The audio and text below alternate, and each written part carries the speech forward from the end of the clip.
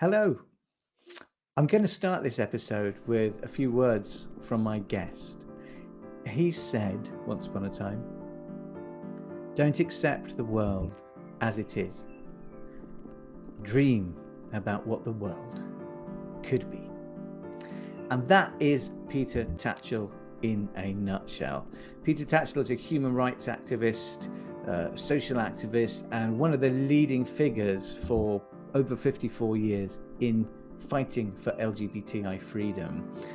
Peter and I connected in 2017 and became friends as we were both supporting Amnesty International in their Love is a Human Right campaign. I released a song called What Love Would Want, and Peter's introduced that for me at several events, including the Isle of Wight Festival and the first Isle of Wight Pride. I've been around Peter when he's on fire with passion for social change, and it is infectious and inspiring, and that's part of the reason I wanted to talk to him and to share that with you, to see what it's really like for somebody during this time where it's so hard to express ourselves in the real world together, how somebody is navigating that and staying connected in a very human way. So please put your feet up, make a cup of tea, and enjoy this super connected conversation with Peter Tatchell. The feelings coming through your fingertips. Don't slide for more. Don't slide for more. Hello, Peter. How are you? I'm doing great. Thanks, Tim. Thank you so much for coming on the show to talk. As I mentioned before, this is about understanding how communication technology has affected the way we all connect with each other. And what occurred to me was that with campaigning for human rights and gathering people together for important causes, and the kind of work that you've been doing your whole life has changed massively since the digital revolution. And I'd love to talk about that and just how the pluses and the minuses are weighed up through your very experienced eyes of social activism. Well, of course, there has been phenomenal changes in my lifetime, which makes me feel very, very old. um, Social media today is such an incredible boon in terms of getting out messages. It means that people can be their own publishers, that they can get out stories that are perhaps not being covered by the mainstream press. It also means they can alert people to actions at the click of a mouse. Sending an email, Facebook, Instagram, or other social media message can reach thousands and thousands of people in a very short space of time. It also, of course, means that when you want to protest something, you don't have to get a petition and go around house door to house door or stand in a shopping center for 6 hours. Which you Send it did. out. You've done that many times, haven't you? Absolutely. In the 60s and 70s, 80s, when we did petitions, it was going knocking on doors, attending meetings to get people to sign up, and standing around in shopping centers and other public places to get people to sign. It was very long, slow, and laborious. When you think about messaging people about protest or causes, in the 1960s, when I began my campaigning, it was totally different. The way you did it was completely like the Stone Age. There were no photocopiers, no mobile phones, no internet, no email, none of the basic things that we now take for granted. So the way you got the message out was you would create a leaflet, and you would do this by typing on a waxed sheet of paper that you'd buy from a stationer's. You'd put it on a manual typewriter, you'd slam the keys very hard so they'd go through the wax paper to make an impression of each letter. If you made a mistake, you had to use nail varnish to get out the area where you made the mistake and wait till it dried and then retype the letter. Of course, this meant there were no graphics. It was just capitals and lowercase, underlining, asterisks, and things like that. That's all you could do. Mm. But see, once you'd done it on the wax paper, then you'd take that to a machine, which was a large inked drum, which was filled with ink, and you'd wrap the paper around the drum, and then you'd crank it by hand. Yeah. And every time the paper went through, it would leave an impression on the sheets of paper, and they'd come out as leaflets. And then you'd have to go around, standing in a shopping center or a tube station, or going door to door, distributing those leaflets. Yeah. Now, It I'm took not. hours and hours and hours. And of course, if it was a real emergency, the only way you could mobilize people was a thing called a telephone tree. So you'd be in an organization, and everybody in the organization would have a telephone tree. Person A would phone person B, and they'd perhaps have 10 people on their telephone tree, and they would phone 10 of them. Then they would phone 10 people on their telephone tree, and they would phone 10 people on their telephone tree. And that's the way you got the message out, was by telephone. Of course, in those days, lots of people didn't have telephones. You had to go to a coin box to do it. You had to have a supply of coins. So it was very, very, very laborious. But even in the 1990s, when I was involved with Outrage, to put out our news releases, initially we would have to produce them. Well, we had a photocopier by then, on a photocopier. Then we put them in an envelope, and I would go around in the middle of the night delivering the newsletters, the news releases, to the papers, so they got them first thing in the morning. I would cycle around my bike from newspaper office to newspaper office all over London. So social media is such a boon. Yeah, and I'm not going to, I'm not going to say that, that communicating those ideas, which are very important ideas that you've been communicating for 54 years, is it? Mm-hmm.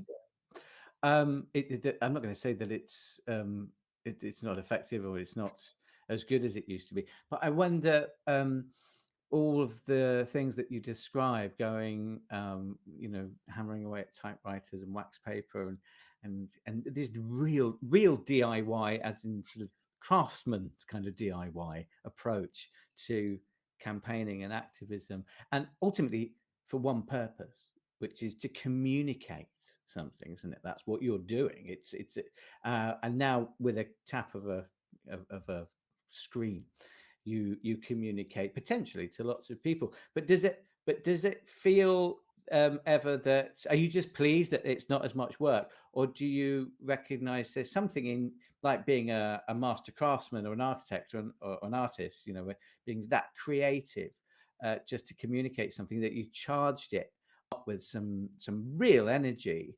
Do you ever miss it, or do you feel differently about it, that to just tweeting and sending emails? Does it mean as much to you? Well, of course, in the past, the communication process was much more a collaborative effort. You had a whole team of people to, type the message on the wax paper, run it through the Roneo machine, then go and distribute it. So you had a team of people. Yeah. And nowadays, it's very much more personal, individualized. You do it by yourself. That sometimes there are social media teams for big organizations, but most of us is just a DIY job. So there's still that element of do it yourself. Yeah. But I don't miss the workload. It is much easier and less physically demanding and taxing than in the past, and that's great. Of course, the downside is that social media has become so toxic. If fascism is to come to Britain, it will come on the wings of Twitter. The toxic level of abuse, threats, harassment, trolling, and so on is just so shocking. So it's enabled people to do things via social media that they would mostly never dare do to another person's face. And that has I think led to a great deal of social harm. I mean, I know lots of activists who have simply dropped out of social media because the toxic, inflammatory bullying intimidation is so great. And I know people have had real mental health crises over it. And so that is definitely the downside. And I'll even say to yourself, myself, that I don't often look at my Twitter notifications. They are so toxic. I get death threats, all kinds of smears, intimidations, fabrications, misrepresentations. It's just standard, and And was that standard that before? shouldn't be how it is. Was that standard before social media for you, Peter, or not? Not really. Well, yes, but on a much lesser scale. People had to go to real effort to go and put a firebomb through my flat door, or put a bullet through my front door, or a brick or iron bar through my windows. And thankfully, that doesn't happen anymore. But it's only really in the last few years that it stopped. And I lived for like 30 years, like being through a low-level civil war, where I was constantly in fear of injury and even being killed. I was targeted mostly by the far right, but sometimes by Islamist extremists and supporters of tyrants like President Mugabe of Zimbabwe. It was hell. Whenever I left my flat, I was looking over my shoulder in fear of being attacked. And I have been personally, physically, violently assaulted over 300 times. It's incredible. And more than 50 attacks upon my flat. And arrests, I think. How many times have you been arrested? About 100. About 100 times. But that's out of over 3,000 direct action protests in the last 54 years. And ultimately, the reasons for your arrest and being attacked are all because you're communicating something that somebody else doesn't want you to communicate. Is that about right? Absolutely. I mean, in many ways, perhaps I try to rationalize. I take the threats and the hate mail as a backhanded compliment. Clearly, I'm riling the bigots, and that's a good thing. I'm a weekend activist compared to you, but I remember when I started Save Soho, and some of the landlords had got pretty angry and said some pretty nasty things about me. A councillor from Westminster, a nice councillor from Westminster, if you can believe that, said to me, "Tim, you better keep going. You're doing something right if they're saying stuff like that." So I know that side of it. I don't think I don't have the heart of the lion that you have to stay in that frontline activism. I've gone back to how I always used to, which is through art, I suppose, and music and writing. But well, that's also important. There are many different ways to promote human rights causes, and some people like me will do it through political activism. Others like you will do it through art and music, and both are valid and both are important. And I would say that art and music can often reach people that direct political campaigning don't. So it doesn't. So in that sense, it's two sides of the same coin, two different methods for the same goal. Yes, indeed, and I've really loved it, the times that we've done that together as well. And we did the action with Amnesty at the Russian embassy, which is where we met properly, I suppose. And then on the Isle of Wight as well, I remember, for the first IOW Pride, and I always. It felt a little bit like, because I was performing songs and talking a little bit about it, but you were really doing some marvelous oratory and expressing all kinds. I think they were both LGBT causes, weren't they? And it struck me that on those occasions it was a bit like being in a band with you backstage, waiting to go on. And I do.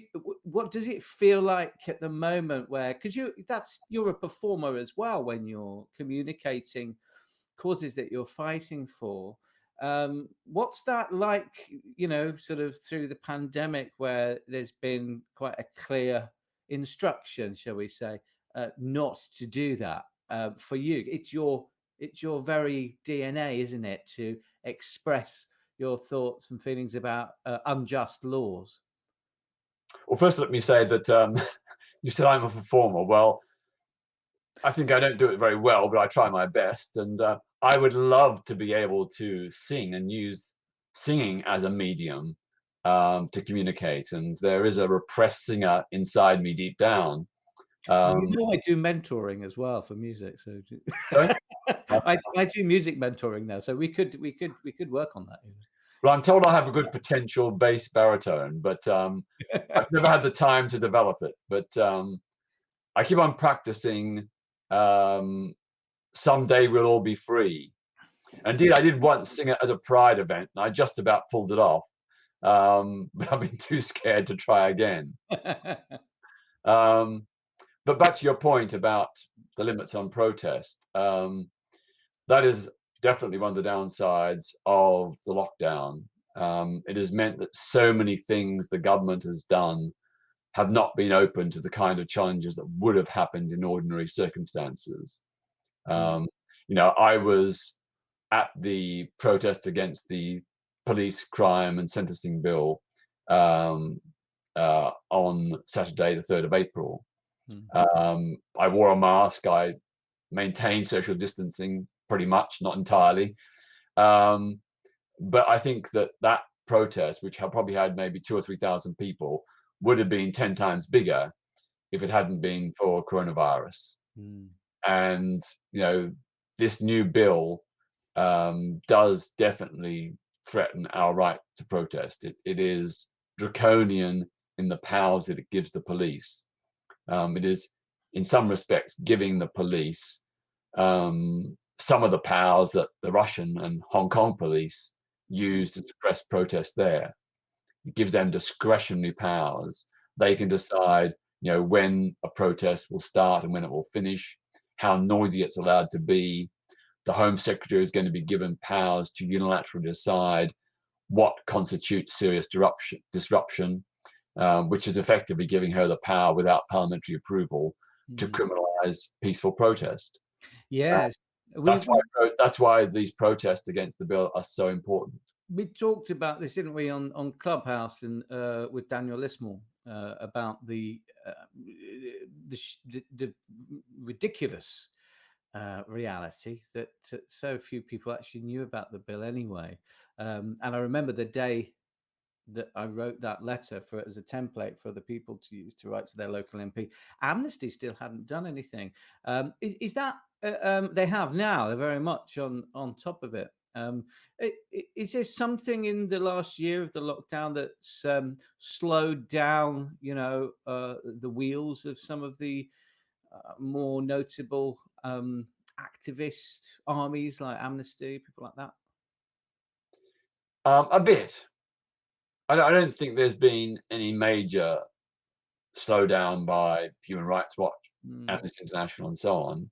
I They may suppose. have, in this particular instance, been a bit behind the curve, but overall they've continued. Yeah. And you I know, suppose what I'm getting at is there an inherent part of uh, being an activist, being a social activist, and fighting for a cause or a right that is really actually very dependent on community and being in a space together. I mean, you'll be the best person to ask this question to in terms of connection when we want to change something in the society that we're living in. Is it really possible to do that with tweets? Is it like Extinction Rebellion have shown? Is it actually just as dependent on people being kind of shoulder to shoulder and really seeing and feeling that energy where everyone's sort of breathing in time, like at a concert, a music concert? I think you're right. I mean, it certainly is possible through social media to bring about change. I mean, getting a pardon for Alan Turing came Mm, about largely through a social media campaign, which got tens of thousands of signatures in a very short space of time. mm, So that did produce a result. But there's been many other campaigns that haven't. I think that reliance on social media alone is not the right way to go. It's not sufficient. And also, it's a very individual, privatized form of protest. You're doing it alone. You're at your computer and you're clicking away, and that's great. But it's very individual, non-public. You're by yourself. Yeah. Whereas a physical protest, you're there with a community of like-minded people who share your passion and concern to overturn injustice. And being with those other people gives you a great sense of community, of solidarity, of support, that you don't feel alone, that you feel that you are part of something bigger, broader, wider. And that really has been the way in which historically all great social movements have succeeded. Mm. It's by people actually coming together physically. You can look at the anti-apartheid movement against South Africa. You can look at the struggle against the poll tax. You can look at the example of the Green and Common Women protesting nuclear weapons. These have all been huge mass movements, replicated recently by Black Lives Matter and Extinction Rebellion. Mm. There is no substitute for the actual physical protest, although a protest itself is not sufficient. You have to have not only a protest against something, you also have to have positive, constructive, radical, achievable goals to replace them. Mm. So if you don't like X, you have to have an alternative to have credibility and to put the authorities under pressure. I can remember this very well back in the days in the 1990s with the LGBT plus campaign group Outrage. We were very much against the police harassment of the LGBT plus community. By 1999, the number of gay and bisexual men convicted for consenting same-sex behavior was almost as great as in 1954-55, when male homosexuality was totally illegal and when the country was gripped by a McCarthyite-style anti-gay witch hunt. Now, the response to that was initially, quite rightly, I think, to try and negotiate with the police. When that didn't work, Outrage walked out of those meetings, and we began a very high-profile campaign of direct action, including occupying and protesting outside police stations, busting undercover policing operations, putting warning stickers in parks and public toilets about police surveillance, and so on. And after about 3 months, we got masses of publicity about this. The police looked like bullies, spending hours and hours and huge amounts of public money to stake out a park in the middle of the night just to catch gay men having discreet sex in a place where no one else was present, and they were only discovered because of the police stakeout. So we won the battle, and so the police, having lost the PR war, were trying to save face, so they invited us back to the negotiating table, which of course we did. But we didn't come back empty-handed. We came back with, I think, a 9 or 12-point program for non-homophobic policing. Concrete, practical, achievable things the police could do, and it completely threw them. It threw them because they just saw us as a protest group, which they could easily dismiss and bat away. But when we came back with concrete, practical proposals, which we either thought up ourselves or borrowed from best practice by more liberal police forces in Amsterdam, Copenhagen, and Stockholm, they were completely thrown. And eventually, because we publicized our proposals and campaigned around them, the police acceded to our demands. In fact, by the end of the first year of renegotiations, the police had agreed to 3/4 of our demands. And within 3 years, the number of gay and bisexual men convicted for consenting same-sex behavior fell by 2/3, the biggest, fastest fall ever recorded. So our direct action campaign, backed up with radical, achievable, practical proposals, worked. I loved it. Yeah, I mean, I knew a lot of what you were saying, but for the benefit of listeners and watchers, it's so nice that you explained all of that. It was such an important time. It was around the time that I moved to Soho, and for the very reasons, the freedom and the freedom of expression more than anything else. that felt permitted. Um, how do you navigate what is true and not and what is not true in the digital space? And what I mean by that is, obviously there's bots and there's elements of technology and social media that algorithms, and you're not entirely sure, and it can throw some people into a just not sure which side to take. It's been like this a lot recently, with conspiracy theories and stuff like that. It feels so hard.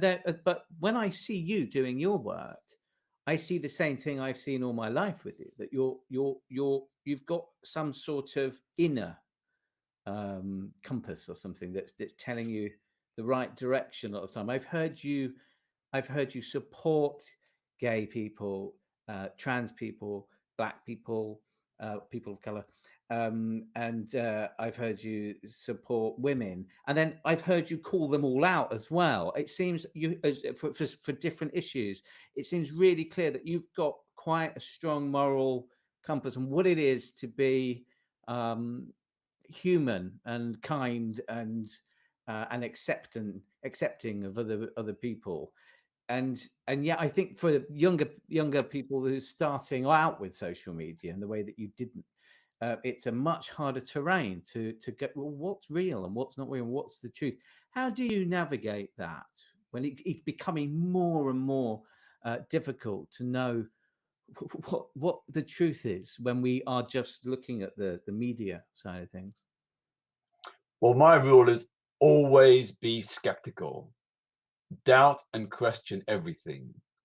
Don't assume that it is right or true. Do your research. Who's saying this? Do they have a record, a history? Check it out. Um, Also, of course, see what other people who you respect, how they are responding to what is being said. So look to allies and friends and supporters for a cue. But don't just take their word for it. Do be skeptical. Do question. I think for me, my golden rule is no matter what people throw at me, I'm always polite and courteous. I never respond in kind. So people can threaten to kill me, to castrate me, to decapitate me, and all the other terrible things they've said. But I either just ignore those people, or others who are a bit more reasonable, but maybe say bad things or wrong things. I just politely, make my point. I think civility is not weakness; it's actually a strength. If you can respond to haters with a kind, gentle, honest, truthful, factual response, that's the best way to go. And perhaps in the end, people might come to respect you. So I can think of many, many examples in my life of people who trolled and demonized me for years. I never responded in kind.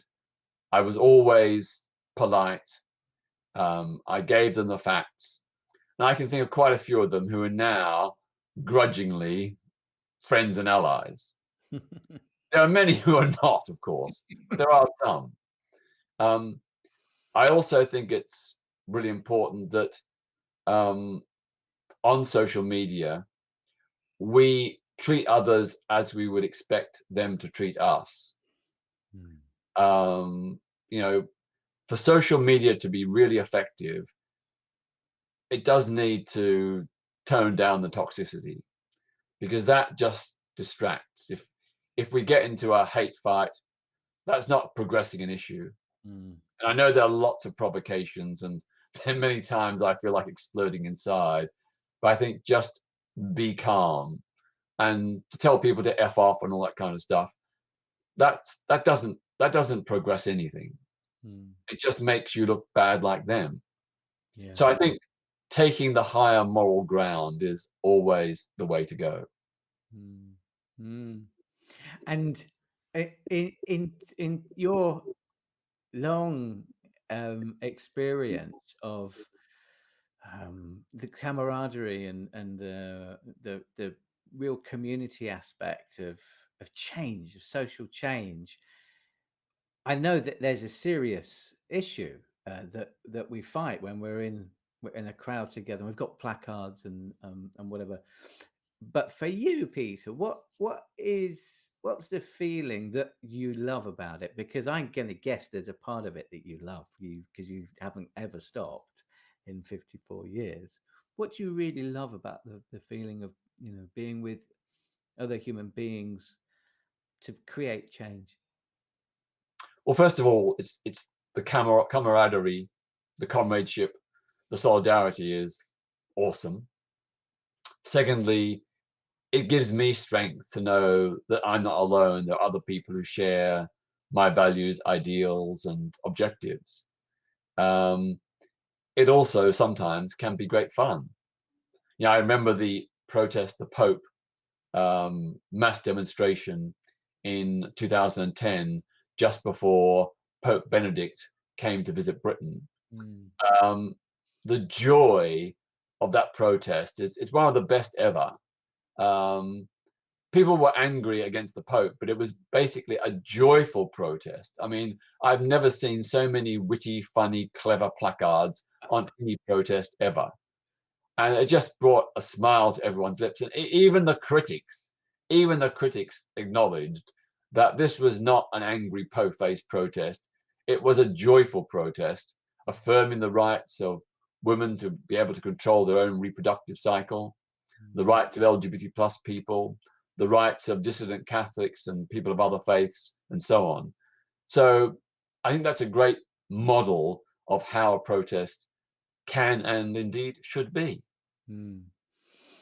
And just to conclude a bit what we're talking about, I never know quite how these conversations are going to go, but as ever, we've not spoken for ages at length, and you are an inspirer. You're a light bringer, and I just wondered, for those much younger individuals that are waking up to the idea and the concept of protest. I suppose, like, if we look at the late 60s, which is a great time, the counterculture and the protests that were happening on both sides of the Atlantic, there were 16, 17, 18, 19-year-olds that were absolutely sort of propelled by it all, weren't they? And you were one of them. Is that right?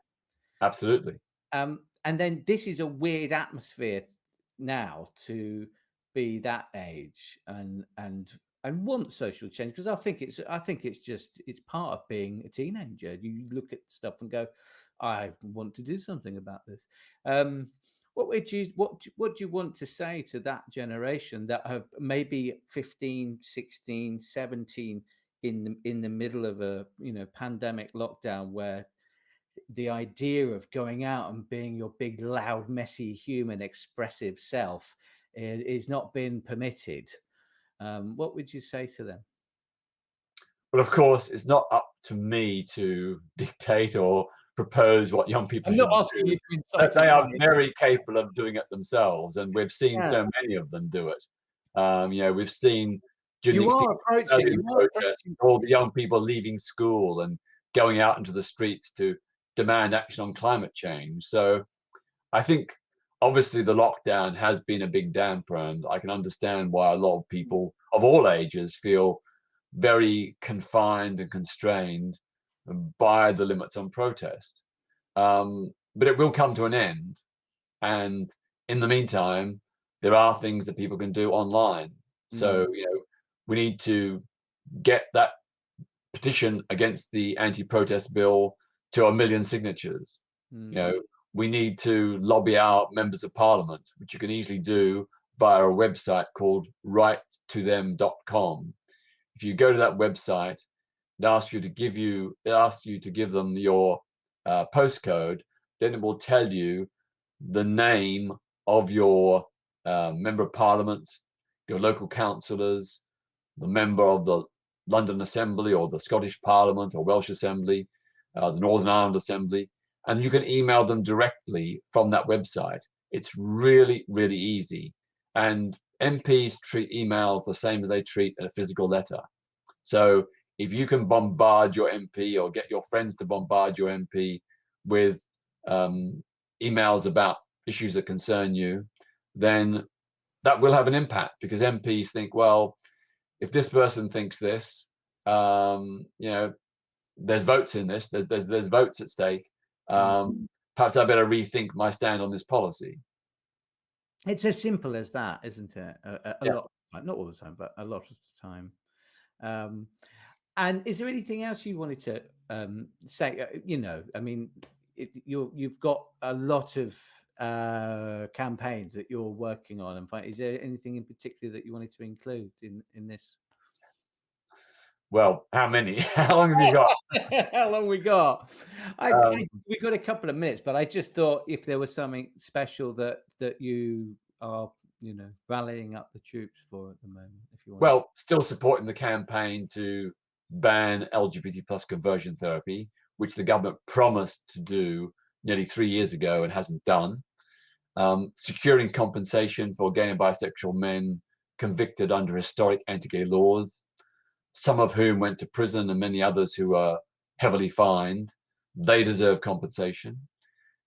We also need to ensure that the government's new proposed curriculum on relationship sex education, which is going to be inclusive of LGBT plus issues, that it's not only inclusive, but inclusive in a very quality way, and that this isn't just something that schools will go through the tick box motion of giving a lesson a year or something, but they actually do it, lesson after lesson, that LGBT plus issues are integrated into relationship and sex education, and indeed that education is better quality for all young people of all ages and all sexualities and all gender identities.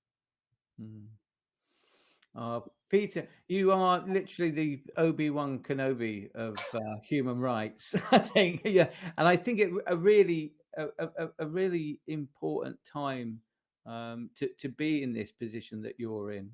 Things are changing quicker than ever in terms of how we are living our lives and how we're trying to, and the changes that we want to make. And having your voice available in the middle for all of us is so important. Your passion and tenacity as well is it's a really beautiful thing. I try my best, but there are millions of others who are also doing things. They may not do it my way, but they're doing it their way, and that is valid too. So it's our cumulative collective effort that makes the change. Together we are stronger. Peter Tatchell, thank you so much. Thank you, Tim.